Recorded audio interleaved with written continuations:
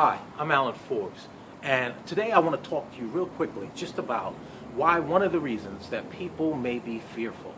One of the reasons that people may be fearful is perhaps they were taught that way, maybe certain things growing up they were taught to be afraid of.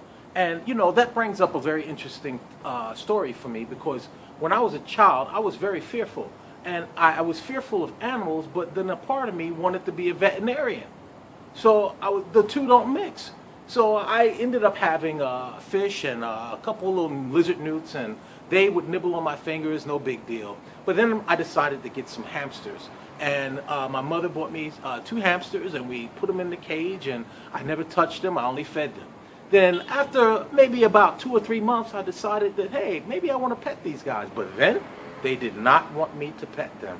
They decided that me touching them was irritating and they would bite me, which made me even more fearful. So after a while, my hamsters died, and when they died, I said, one of the few months without having a pet, and then I decided that I wanted some parakeets. We had a bird cage, and I said, you know, I'm going to get a couple of parakeets. So we went to the pet store, we picked out 2 parakeets, we got a yellow one and a blue one. We brought them home, and boy, did we have a great time. They would sing such beautiful songs in the morning.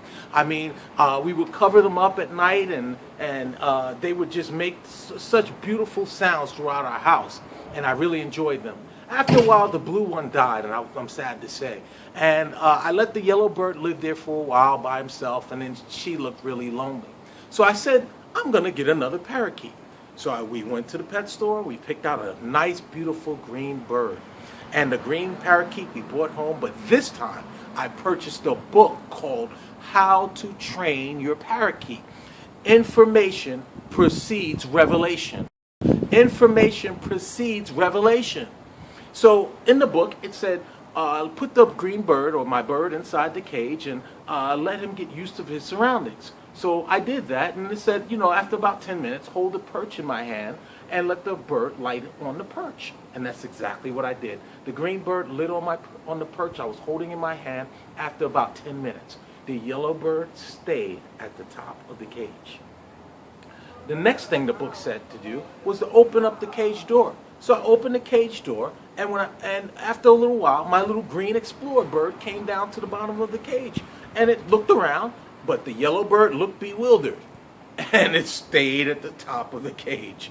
The green bird took flight in my kitchen and throughout the family room, and I was like, how cool is that? And then bam, right into the window, knocked out for a few minutes. I held the perch up after he came through. He jumped on the perch. I put him back inside the cage. What a great experience. But I was really careful the next day. The next day I made sure the windows were covered. I opened up the cage door. I let the bird come down, but and sure enough he did. The yellow bird stayed at the top of the cage. The green bird flew throughout the kitchen and the family room, and then poof, splash, right into the dishwashing water. And I held out the perch in my hand.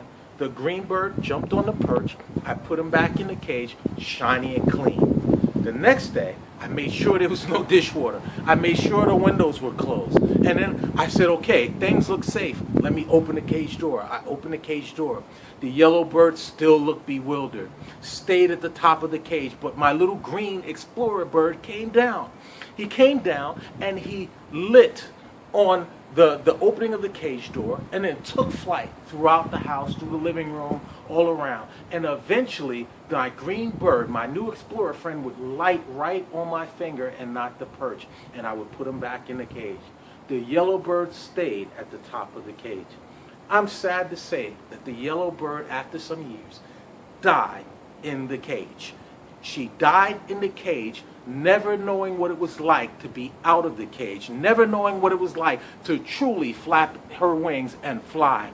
What she knew only was to open her wings in the cage, and that was what was normal to her. She was fearful, and she would not come out of the cage. But not my green bird. My green bird was willing to fly out, take flight. My green bird was willing to try new things. My green bird said, I'm not going to just live in this cage for the rest of my life. I want to get out and explore.